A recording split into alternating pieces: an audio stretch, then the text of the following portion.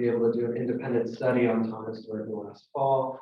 And I just really appreciate the way that he integrates contemplative spirituality with social conscience in the world.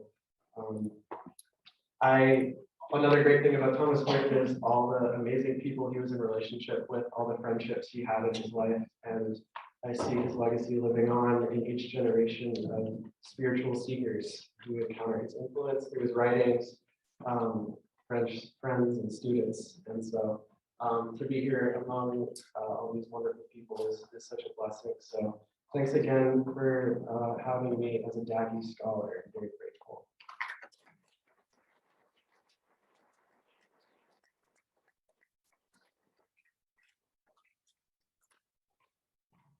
Thank you, Oliver. Hello, everyone. My name is Jessica Koblenz. I'm a faculty member here at St. Mary's College. So let me add my word of welcome to all of you. We're so delighted to have you here on campus. It's my privilege to introduce our plenary speaker for this session, Maria Clara Lucchetti Bingemer. Maria Clara Lucchetti Bingemer holds a degree in social communication from the Pontifical Catholic University of Rio de Janeiro, a master's degree in theology from the same university, and a PhD in systematic theology from the Pontifical Gregorian University. She is currently a full professor in the Department of Theology at PUC-Rio. For 10 years, she ran the Loyola Faith and Culture Center at the same university. For 4 years, she was an evaluator of graduate programs at the coordinator for the improvement of higher education personnel. And for 6 years, she was dean of the Center for Theology and Human Sciences at PUC-Rio. She has experience in the area of theology with an emphasis on systematic theology, focusing on the themes of God, otherness, women, violence, and spirituality. In the last few years, she has been researching and publishing on the thought of the French philosopher Simone Weil. Nowadays, her study and research are primarily directed towards the thinking and writing of contemporary mystics and the interface between theology and literature. As David mentioned earlier, Professor Bingemer is joining us virtually today from Brazil, so you'll have to be extra loud as you join me in welcoming her so that she can hear us. Thank you.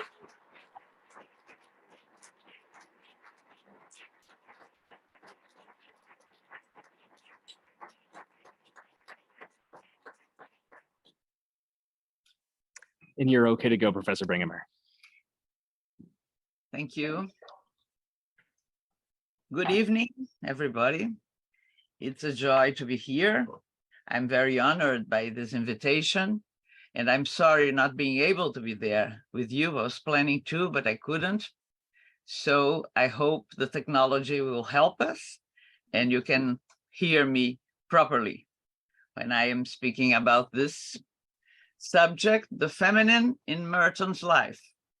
Some notes on his experience with women. I begin with 2 quotes.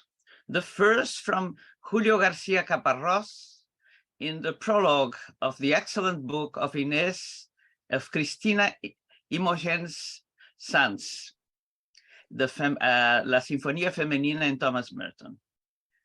Interesting men and women are usually those who have lived several lives in one. Much more attractive than having a history is a past, as suggested by that conjurer of charms, Oscar Wilde. Of course, Tom Merton, Thomas, Ludovicus, Father Louis, traverses those lives in a not too long period, because 53 years is not too many years, not for a kind of beatnik, poet, young man of prejudicial behavior, for a Catholic convert, a Trappist monk, a political activist, a spiritual guide, an American lama, and for a lover, not always the best, of the feminine. This for the first quote. The second is from Merton's most famous novice, Ernesto Cardenal. Instead of talking to me about the spiritual life, he would talk to me about anything, And he never told me that this was teaching me the spiritual life. As it turned out, he taught me to be like him, in whom the spiritual life was not separate from any other human interest. So, the Trappist monk, Thomas Merton, is undoubtedly a mystic. That means someone who experienced in his lifetime a loving intimacy with the mystery of God, secret of life. And this experience was partly configured by his relationship with women. Merton lived the Vatican II and the first years after it. In his lifetime, feminism hadn't entered the church. Once the book Beyond God the Father, written by Mary Daly, was published only in 1974. Thomas Merton then lived in a church where women were still discriminated and even considered by many people subordinated in the order of creation, responsible by the entrance of sin in the world. In these circumstances, Merton thought, wrote, and prayed in feminine, and elaborated favorable thoughts towards women. He was very close to many women and was inspired by the feminine to write his poems, essays, and prayers. His poem, Ave Sophia, is a witness of that. Here, we'll try to raise and highlight some notes on the feminine relationships of the famous monk and writer. This itinerary begins with a loss, his mother's premature death, his mother's premature loss, which opened a deep void in the 6-year-old boy heart.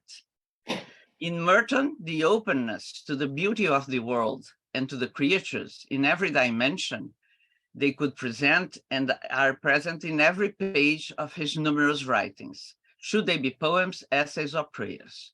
One can feel at every step of the reading of his pages the presence of a surprise which makes him dream, react, smile, or cry, in any sense to feel deeply. That is the case with his relationship with women. But this relationship with the feminine, so positive in his life, starts with the sad and painful loss, the death of his mother. Speaking about her in his autobiography, The 7-Story Mountain, he says, and I quote, "I inherited from my mother some of her dissatisfaction with the mess the world is in, and some of her versatility," end of quote. Merton didn't have many joyful memories of his deceased mother. On the contrary, he describes her as, I quote, "worried, precise, quick, critical of me, her son," end of quote. This tense personality of his mother was due, according to the son's diagnosis, to an obsession with perfection. Ruth Merton was a perfectionist in everything. I quote, "a person full of insatiable dreams and of great ambition after perfection. Perfection in art, in interior decoration, in dancing, in housekeeping, in raising children."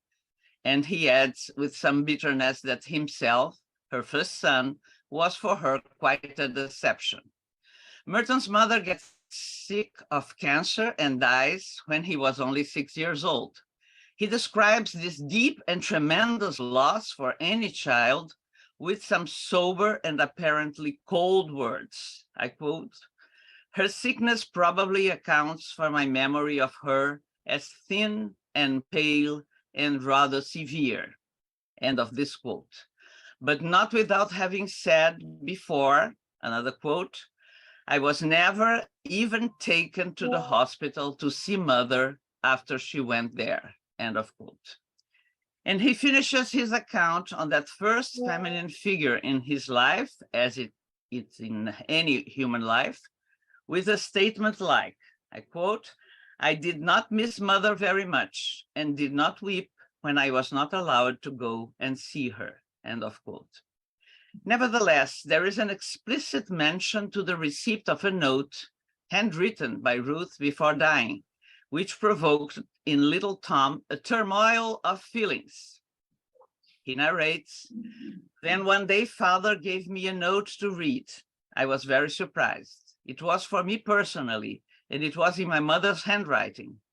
I don't think she had ever written to me before. There had never been any occasion for it.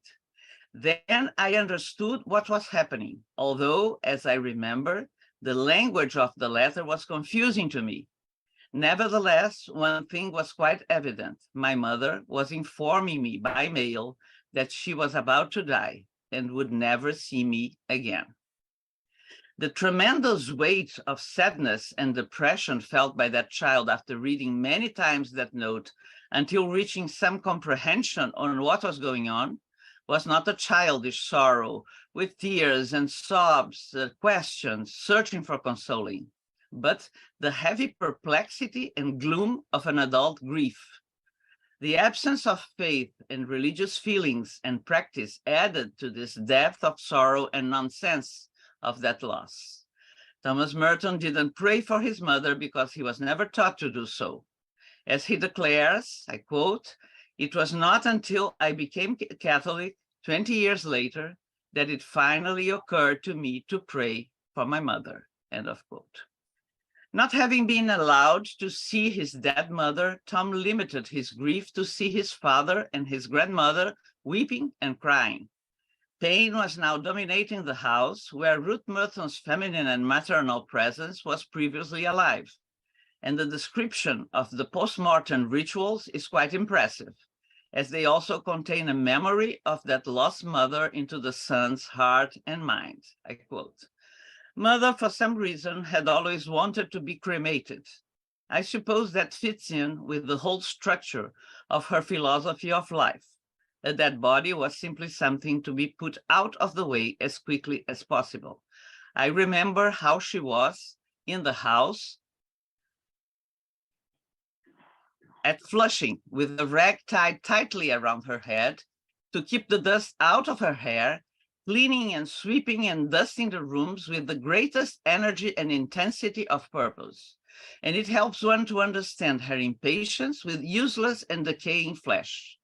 That was something to be done away with, without delay. When life was finished, let the whole thing be finished forever." Tom will be haunted by the rest of his life by the void left by his mother's death. Somehow, it is the mother that others draw for him that he ends up meeting. His mother he himself will never know. The child Tom will lose everything about his mother, even the name she gave him, at a given moment entering the Trappist Abbey. He may love her, yes, of course, but he will have the memories of his mother that others will have created for him, not the ones that he could create with her. In the journals, nevertheless, we can find a poetic text dedicated to Ruth Merton.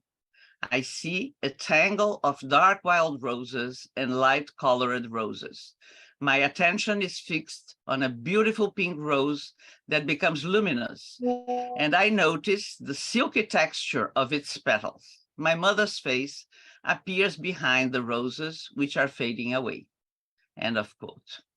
According to Cristina Imoges-Sanz, in her book La Sinfonia Femenina de Thomas Merton, that lost feminine archetype of his late mother was refound in the Abbey he will live afterwards, where he will live afterwards, including the presence of Mary as an idealized woman.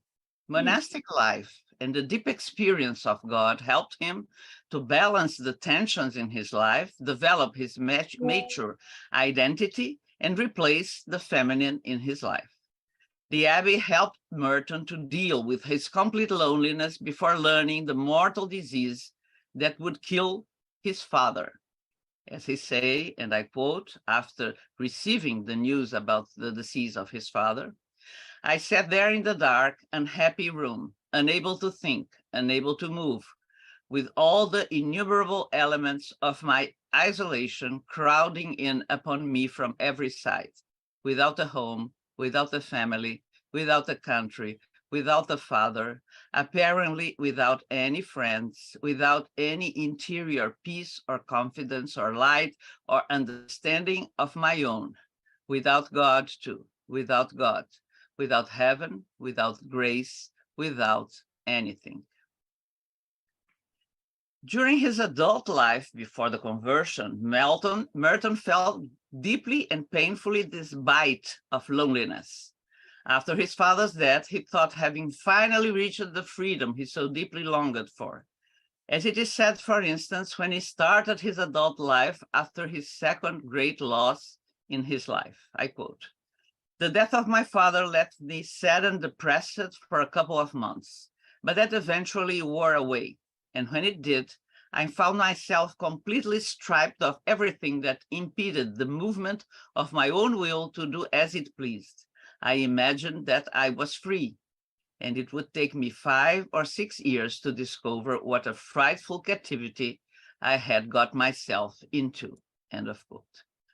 Merton moved a lot during that period, traveling to many places, but not getting rid of this loneliness and void feeling. Like when he was entering Rome in a trip, he's joyful and marveled. And he writes, "So there I was, with all the liberty that I had promising myself for so long. The world was mine. How did I like it? I was doing just what I pleased, and instead of being filled with happiness and well-being, I was miserable. The love of pleasure is destined by its very nature to defeat itself and end in frustration." End of quote.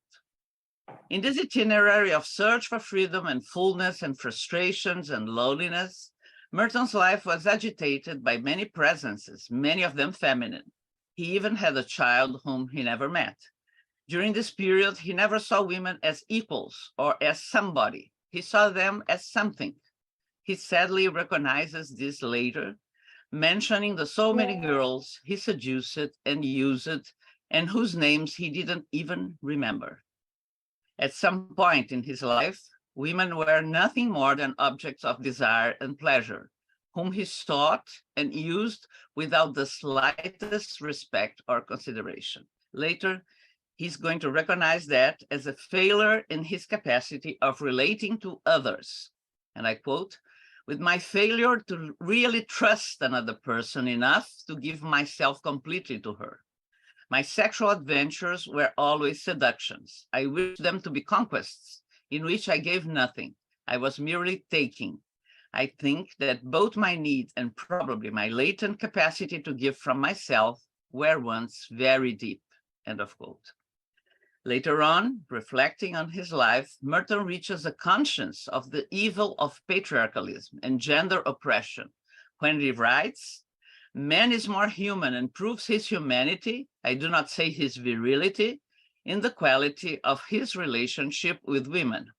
This obsession with virility and conquest makes a true and deep relationship impossible. Men today believe that there is no difference between their capacity for conquest and their capacity for love. They completely forget the need for love, a desperate need, not the need to receive everything, but the need to give love." Also, he begins to be more and more conscious of the roots of patriarchalism and women discrimination. This awareness makes him, more at the end of his life, very critic for his own country and culture. As he says, preaching a retreat to a group of contemplative nuns, I quote, "Men are jealous of women. I think the problem with the American male today is that he is afraid of women. He needs to treat them with brutality to show them that he's the master. In addition, advertising promotes the image of the macho, the male." End of quote. Merton's process of conversion to Catholicism drew him to take distance from his previous life and enter in a new dynamism. And here, he starts to meet and establish relationships with other feminine figures who, symbolic or concrete, alive in history or alive in God, had great influence in his new Christian and spiritual life. He started to discover with consolation and devotion the lives of saints. Among those, there were many female saints, women who inspired him, accompanied him, helped him in his spiritual struggles and in his vocation. I will mention here only some one of them. There are many. I will mention first Saint Therese of Lisieux, the Little Flower. One of the first women with whom Merton made an effective and spiritual friendship was Saint Therese of Lisieux. She was, like he said, his friend in heaven.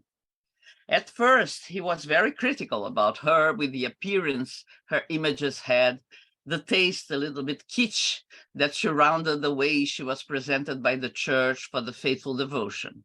His lucid and modern spirit resisted a lot to all that, I quote, appearance of a saint in the midst of all the stuffy, overplush, over-decorated, comfortable ugliness and mediocrity of the bourgeoisie.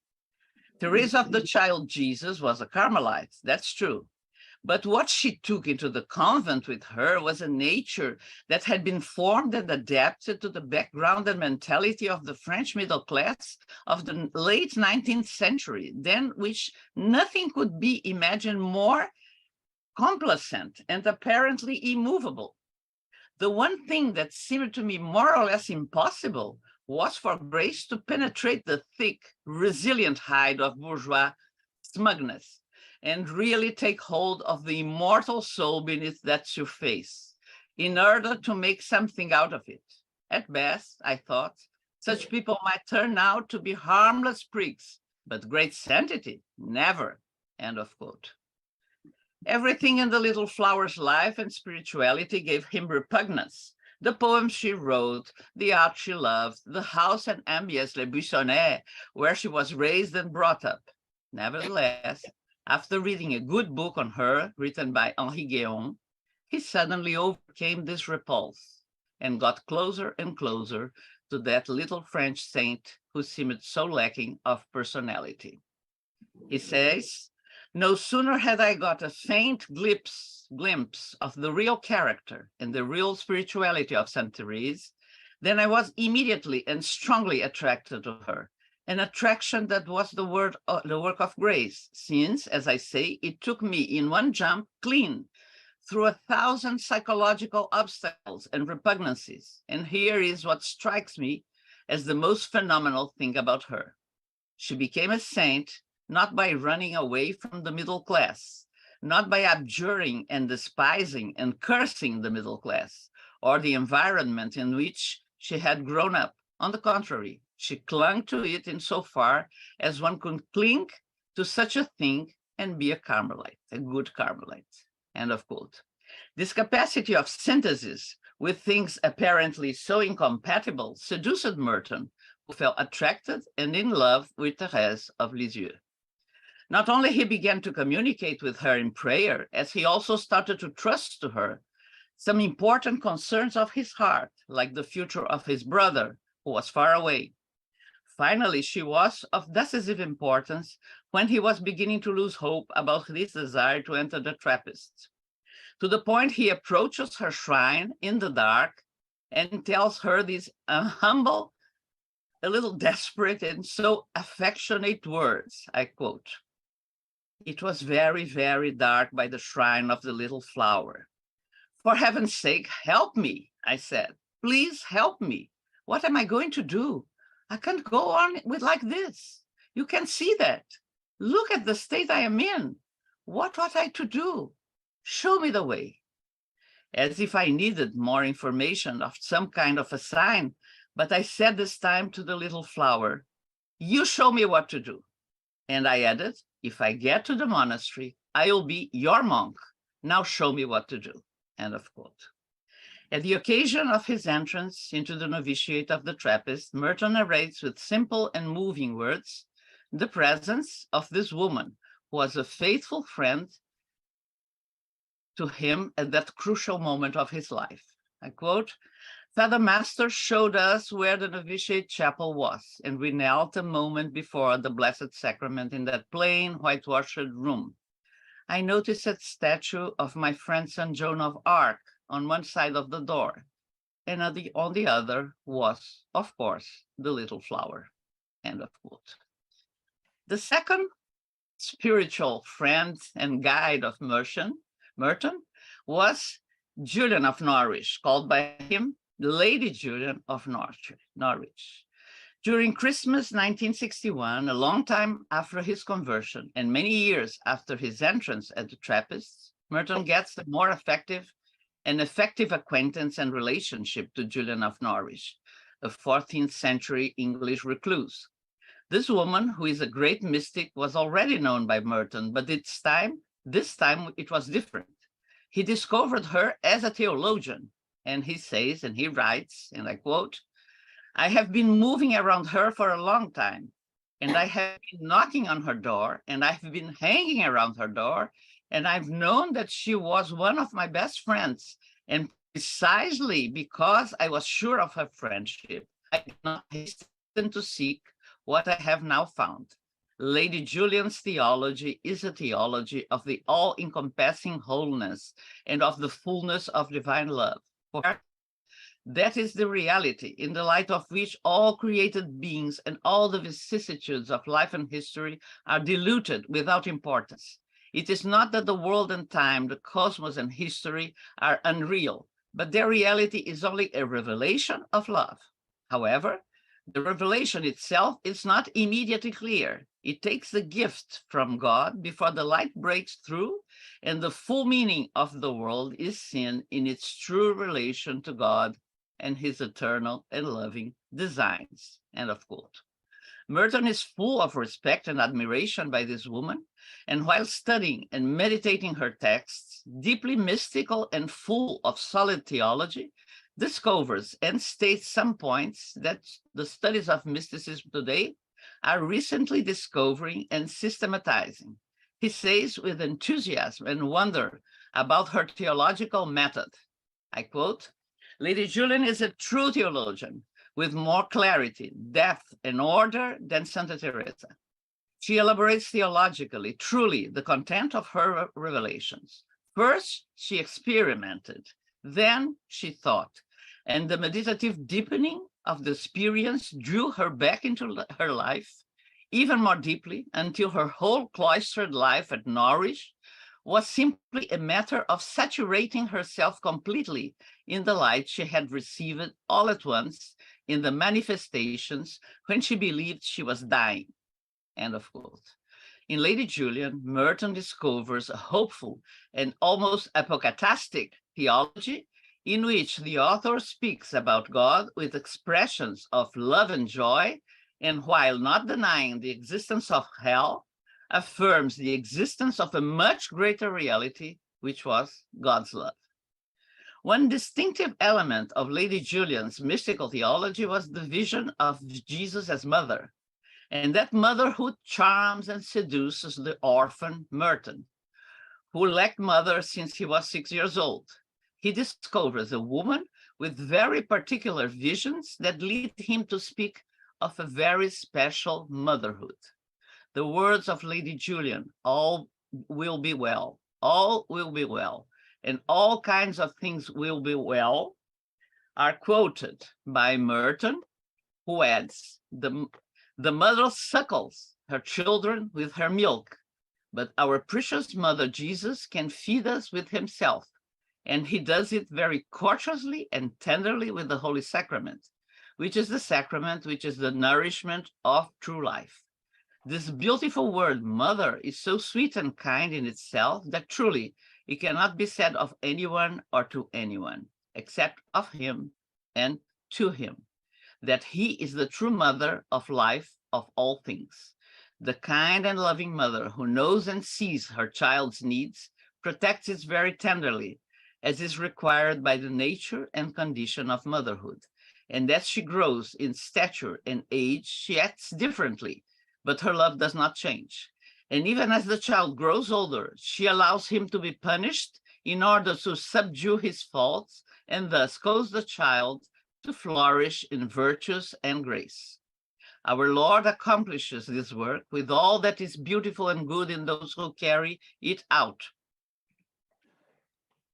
End of quote of Lady Julian. This motherhood, referring to the second person of the Trinity, Jesus, touches Merton at that last point of his life, his own mother.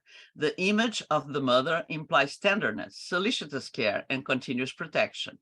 The feminine mystical theology of Lady Julian reached Thomas Merton because, in addition to that special maternal touch and vision expressed in her work, she lived amazed and moved at every moment by God's love for the human being.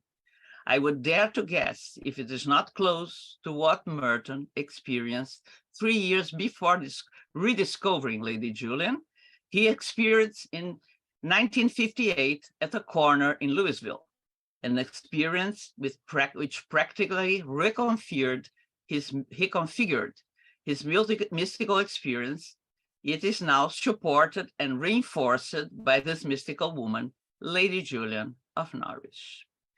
The third woman is Mary, the mother of Jesus. In Seven Storey Mountain, Merton tells that during the first year after this baptism in the Catholic Church, he had not the adequate devotion to Mary, Our Lady, and he comments on the negative points of being so. I quote, "One of the big defects on my spiritual life in that first year was a lack of devotion to the Mother of God.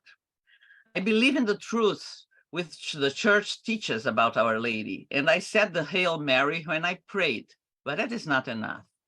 People do not realize the tremendous power of the Blessed Virgin. They do not know who she is, that it is through her hands, all graces comes because God has willed that. She thus participates in his work for the salvation of men. To me, in those days, although I believed in her, Our Lady occupied in my life little more than the place of a beautiful myth. For in practice, I gave her no more than the kind of attention one gives to a symbol or a thing of poetry. She was the Virgin who stood in the doors of the medieval cathedrals. She was the one I had seen in all the statues in the Musée de Cluny, and whose pictures, for that matter, had decorated the walls of my study at Oakham. But that is not the place that belongs to Mary in the lives of men. She's the mother of Christ still, his mother in our souls. She's the mother of the supernatural life in us. Sanctity comes to us through her intercession. God has willed that there be so and no another way. But I did not have that sense of dependence of her power. I did not know what need I had of trust in her. I had to find out by experience. What could I do without the love of the Mother of God, without a clear and lofty spiritual objective, without spiritual direction, without daily communion, without a life of prayer?" End of quote. After entering the monastery, nevertheless, Mary gets to be more present and felt as beloved mother and spiritual presence. The day he entered, the abbot told him to always have the names of Jesus and Mary in his lips. Afterwards, we can see in Merton's writings some descriptions of beautiful spiritual moments he had with the Mother of God, enjoying her presence and learning from her. And I quote, "And you take your rosary out of your pocket and get in your place in the long file and start swinging homeward along the road with your boots ringing on the asphalt and deep, deep peace in your heart. And on your lips, silently, repeatedly, the name of the Queen of Heaven, the Queen also of this valley. Hail Mary, full of grace, the Lord is with thee. And the name of her Son, for whom all this was made in the first place, for whom all this was planned and intended, for whom the whole of creation was framed to be his kingdom. Blessed is the fruit of thy womb, Jesus, full of grace. Full of grace." The very thought over and over fills our own hearts with more grace. And who knows what grace overflows into the world from that valley, from those rosaries, in the evenings when the monks are swinging home from work. End of quote. Also, some Marian feasts touch him specially, like the Visitation, about which he writes, "The feast of the Visitation, which is for me the feast of the beginning of all true poetry," beautiful this, "the beginning of all true poetry, when the Mother of God sang her Magnificat and announced the fulfillment of all prophecies and proclaimed the Christ in her and became the Queen of prophets and of poets." The poetic personality of Thomas Merton found in Mary and her divine motherhood a source of spiritual inspiration. The eternal feminine symbolized by her enchanted his heart and consoled his soul, seeing in Mary not only the Mother of God, but the source of all poets and poetic inspiration, together with the source of all prophecy. Besides those spiritual women, there are some concrete female friends in the Lord for Merton. Merton had some good and close women who were his real friends, women that liked and loved him as he liked them, women with whom he could talk openly and share confidences and helped him a lot in his life. Again, I will mention only some of them because there are many. The first, Naomi Burton Stone, Merton's literary agent, close friend and confidant. When young Merton was writing novels, Naomi tried to publish them without much success. And when she learned that he had decided to enter Gethsemane, she thought his writing career was over before he had begun. However, when Merton had the manuscript of The Mountain of the Seven Circles ready, he sent it to Naomi. She saw that it was something very different from the novels he had sent her. It was the first-person story of a convert who is searching and will always search, and that is something that had an impact at that time and even now. Naomi gave the manuscript to Robert Giroux, who did not hesitate to publish it. It remained on the bestseller list for 1 year. Merton's friendship with Naomi reached that degree of confidentiality in which one's most intimate affairs can be dealt with. I quote, "I received a very delicate letter from Naomi in reply to another letter of mine in which I acknowledged my own confusion and self-contradiction, full of understanding and feminine comfort, the warmth that cannot come from a male and is so essential. From the psychological point of view, my doubt is based on the gigantic and stupid split present in my life. The rejection of the woman, which is a deficiency in my chastity and in the chastity of so many religions. But I am learning to accept that's love, Naomi's, for example, even if it means admitting a certain loss." The second I mentioned is Dorothy Day. Dorothy Day caused for her and considered her the living image of the gospel. In The Hidden Ground of Love, we can find many letters he wrote to this remarkable woman. In one of them, he advises her, who was in doubts about he doing the right thing, those beautiful words of encouragement and spiritual help. I quote, "Don't worry about whether or not in every point you are perfectly right according to everybody's books. You are right before God, as far as you can go, and you are fighting for a truth that is clear enough and important enough. What more can anybody do?" End of quote. In the letters, he exchanges wonderful spiritual reflections with her about everyday Christian life, like this little piece on perseverance. He says, "Perseverance is not hanging on, but letting go." That, of course, is terrible, but as you say so rightly, it is a question of his hanging on to us by the hair of the head, that is from on top and beyond, where we cannot see or reach, end of quote. And the third, Catherine de Hugh Dougherty, also mentioned it here already today, called the Baroness due to her aristocratic origins. As White Russian, she was therefore familiar with the hardships of exile. He spoke with her a couple of times, nothing intimate, and yet her words and actions marked him deeply. Catherine used to give some lectures and talks to publicize the House of Friendship, which she had opened in the heart of Harlem, where, with a small group of volunteers, she dedicated herself to putting the social doctrine of the church into practice, sharing the poverty and misery of those Black Americans for whom no one cared. There were no rules or explicit support from the church at the beginning. They were lay people and some priests, aware of that reality and animated by their fate, willing to help those abandoned by society. The work of this woman at the head of the House of Friendship awakened in Merton a deep evangelical concern for the service of the poor, and he went frequently there as a committed volunteer. He wrote about her, Catherine de Hugh is a great person in every way. Greatness is not merely physical. It comes from the Holy Spirit constantly indwelling her, moving her in everything she does.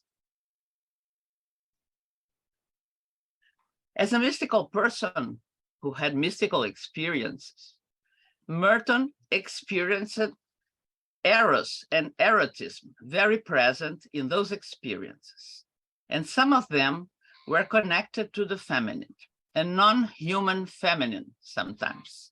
His closeness to nature and every living being of creation, even non-human, show how open was his sensitivity to the point of identify some of those cosmic and natural elements with the feminine.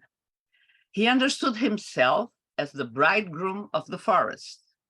Reading his writings converge in demonstrating an intimate and progressive spousal-like relationship with creation as the body of divinity, at the same time veiling and revealing the God he so longed to see as well as to be seen by him.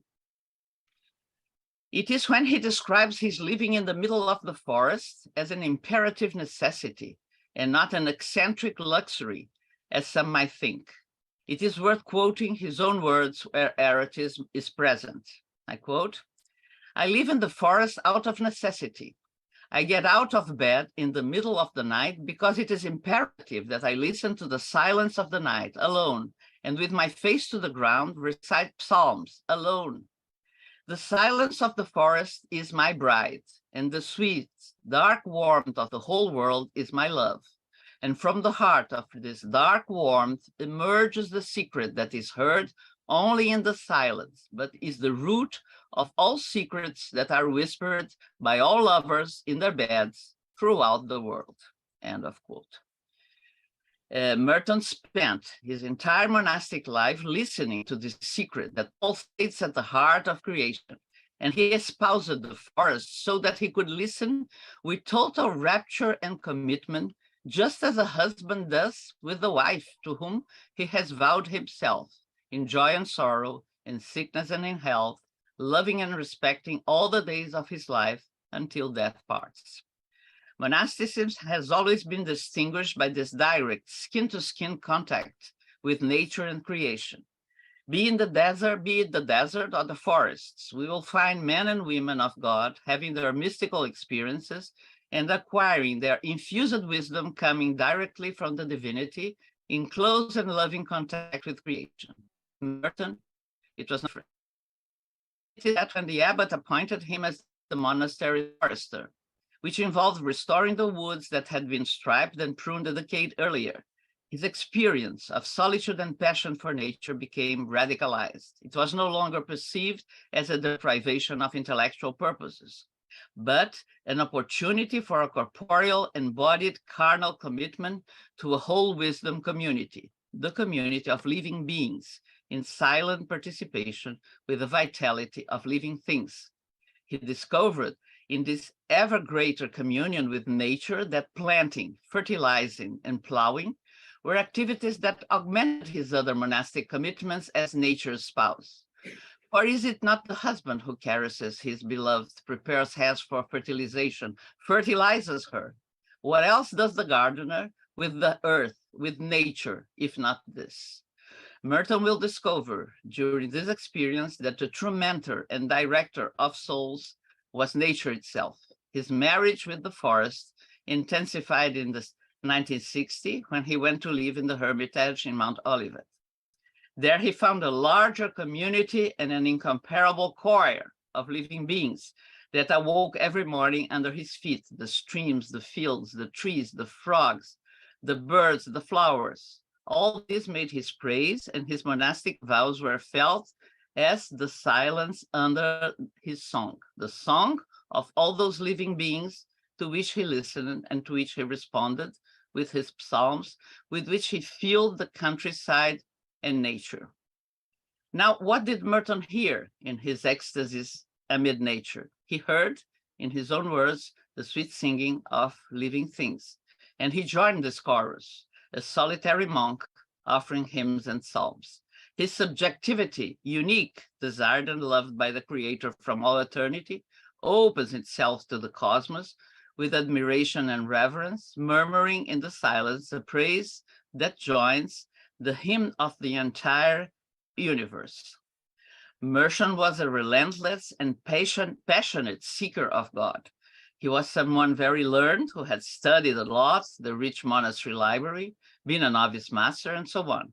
Yet, he found in the multicolored and multifaceted feast of divine creation a wisdom never seen or suspected, which awakened in his spiritual senses a primordial familiarity with creature. Thomas Merton experienced the ecstasies with nature's body, which for him had the power of attraction of a feminine body. All that prepared him for the encounter with the real woman, who was the love of his life. This epiphany was M, as she is called in his diaries, in 1966, 2 years before his premature death. The young nurse M appears in Merton's life when he is sick and suffering at the infirmary, healing from a surgery. She begins by being his caretaker. Healing his body, she also awakens his body, his heart, and his desire. Only when the suffering Merton fell madly in love with a student nurse, a forbidden erotic affair condemned by the Catholic Church and by the order, would he discover whether his devotion to God was stronger than his dedication to the woman he called a miracle in my life. And it is remarkable that Thomas Merton should speak so openly of his love for a woman, for this real and young and beautiful woman.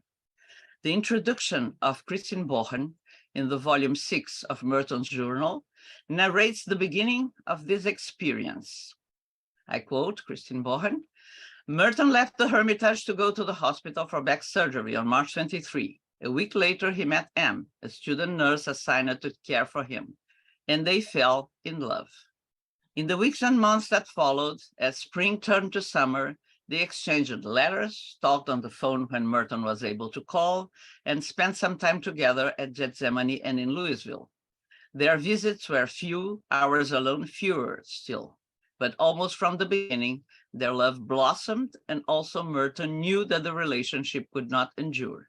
He was, after all, a monk.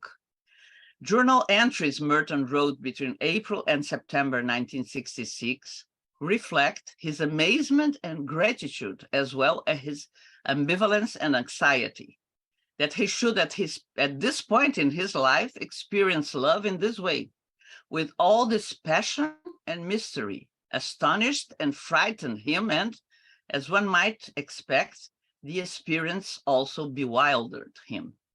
Recognizing in himself, I quote, the deep emotional need for feminine companionship and love, Merton was discovered, apparently for the first time, what it felt like not only to love, but to be loved by another. In the entry of May 9, 1966, he writes, I quote, I have never seen so much simple, spontaneous, total love.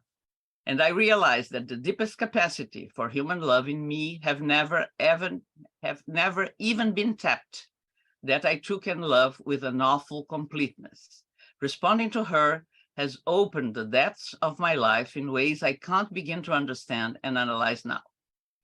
M occupies more and more place in Thomas Merton's heart and mind. He thinks of her during the whole day, dreams at her during the night. He calls her at the cellarer's office. He writes to her letters, poems.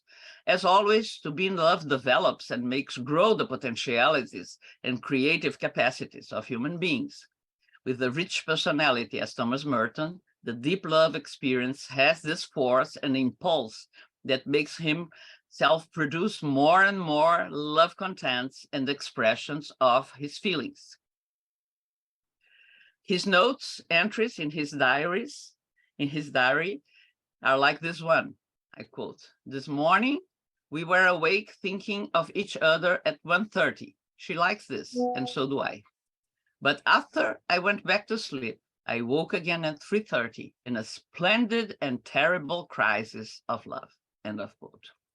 Merton's encounter with M occurred during the critical time when Merton had come to understand that, I quote, certain desires and certain pleasures are willed for us by God. We cannot live in the truth if we automatically suspect all desires and all pleasures. It is humility to accept our humanity, pride to reject it, end of quote. That produced in him certainly courage and daring to face his feelings and deal openly and honestly with them instead of retreating to horror and guilt. He lives this love as a source of life and fullness of life. His writings, his poems inside the discovery of this love abound, showing on one side the frail man, marveled and wounded by the force of a love for a woman, being vulnerable to love because of his human condition. Without losing conscience of his vows and his identity as a monk, Merton lives a painful but also liberating experience. Those few months when they saw each other exposed him to many human emotions, temptations, psychic wounds, yet it was within this chaos that he experienced the healing and renewing power of love's world. The beauty of that relationship is the integration it brings with Merton's monastic vocation. Even with the conscience of the human impossibility of living fully that love, Merton speaks of it always with full respect and in highly charged religious and theological terms. His poems, not being idealized sentimental verse, but very personal communications to his beloved, reveal the sacramental nature but by which Merton cherished M. In that sense, it is not an idealized love which pretends to ignore or to overcome the bodily dimension. The two lovers, Merton and M, experience concretely and materially their own bodies and give their love a sense of spiritual fullness, despite all the difficulties they must meet to talk to each other, to be one another, to feel the presence of the other's flesh. Due to this very human love, Merton gained a new understanding of mystical love. He came to discover that this experience of being wrapped in ecstatic love could occur not only as a private spiritual experience shared by God and himself, but also in an intimate relationship with a real woman, with his beloved M. Through the pain of separation due to his condition as monk and his vocation, he continued to feel true and real. The poems give testimony of his deep feelings for that young woman who conquered so unexpectedly his heart and the whole of himself. I quote a poem. We are nearer than we know. Love has another place of its own. Nearer to you than hill or city, nearer than your own mirror. You wake in another room, and the bed where you slept is a nest in my heart, for M on a cold gray morning. Now, in a certain sense, he was whole, though totally alone, having renounced to this the loving relationship with M. Now he had attained the integration of the feminine, Sophia, wisdom, into his personality that had come through the fire of a flesh and blood relationship. As himself writes, I quote, this love is a disconcerting, risky, hard to handle reality, but it is real.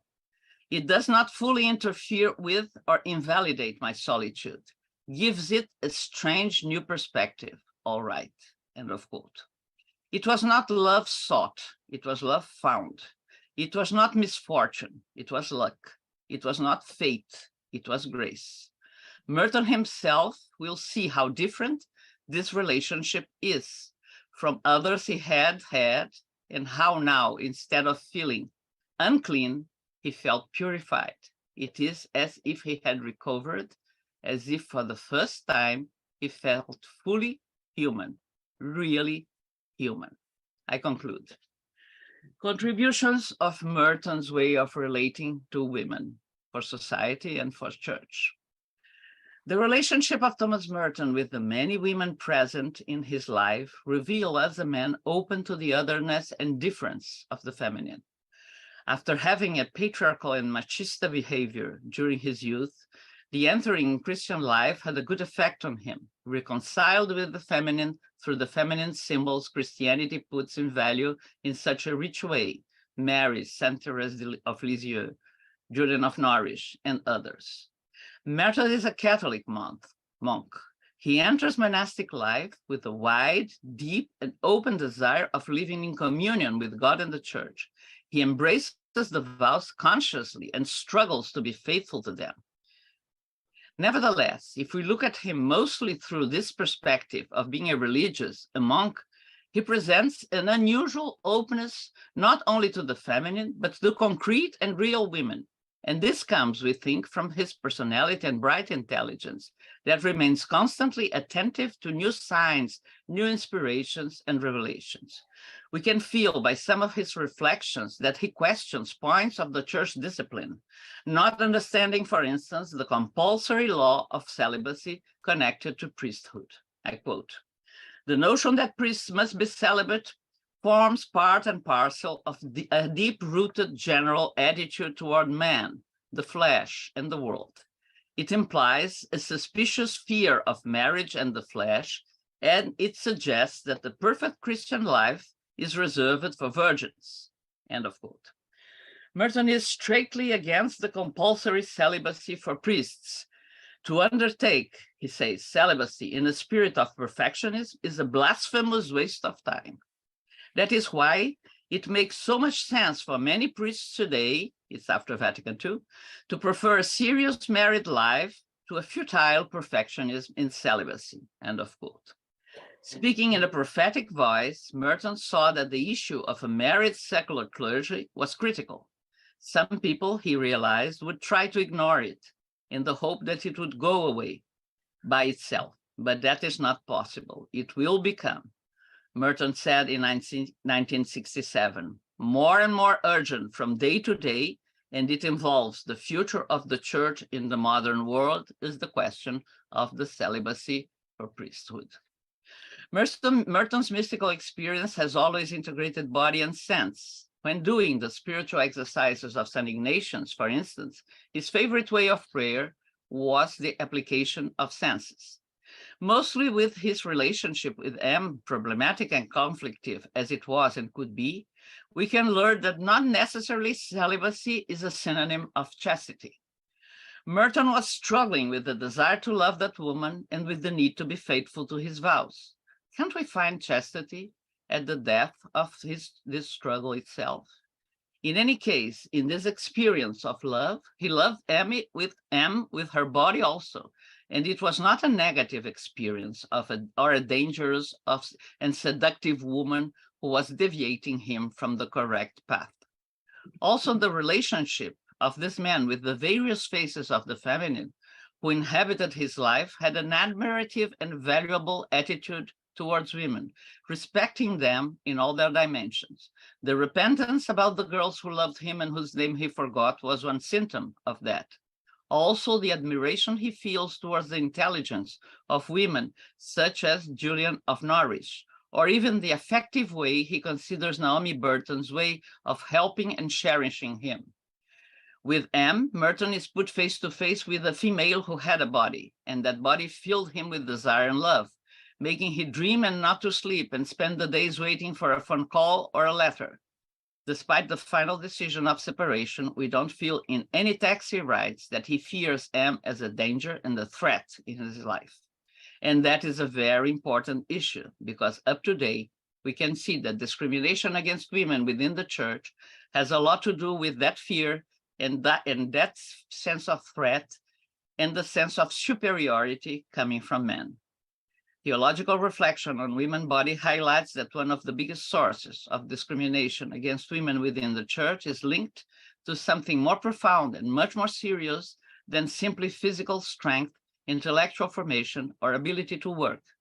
The church is still very patriarchal, and patriarchalism underlines the superiority of male, not only by intellectual or physical bias, but also by what we will call an ontological bias. In other words, women are oppressed and discriminated by their own physical constitution, something that is not exclusive to Christianity, but is also seen in many other religions.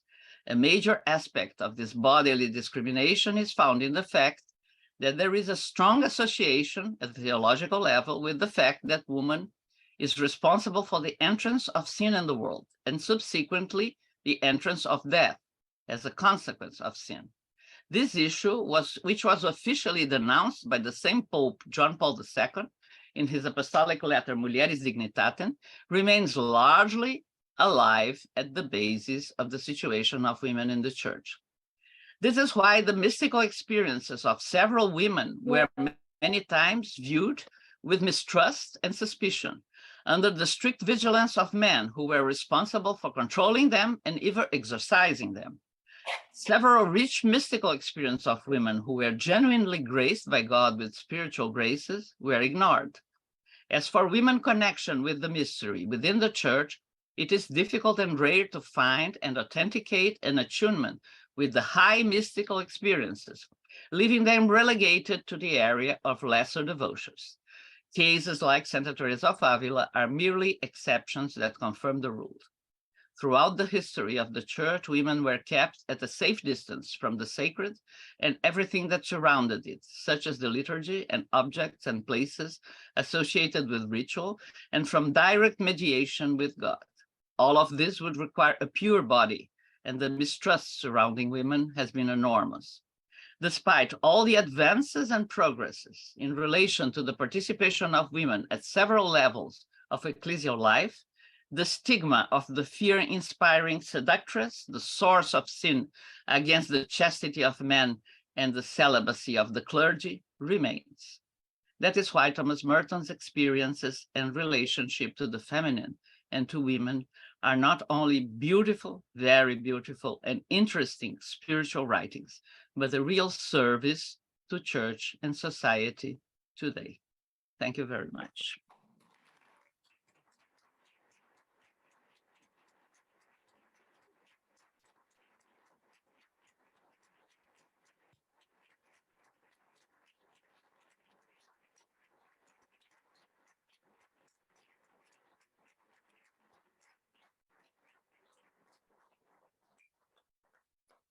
Professor Bingemer, on behalf of everybody gathered here, I know our tech isn't working well. Can you hear me okay? Yes, I do. I hope you could hear our applause. And so, though we don't have the ability to take questions, I know we'll be pondering your wonderful keynote address and all the wisdom that you've shared with us. One more time, may I invite us to thank Professor Bingemer for her presentation. Thank you very much.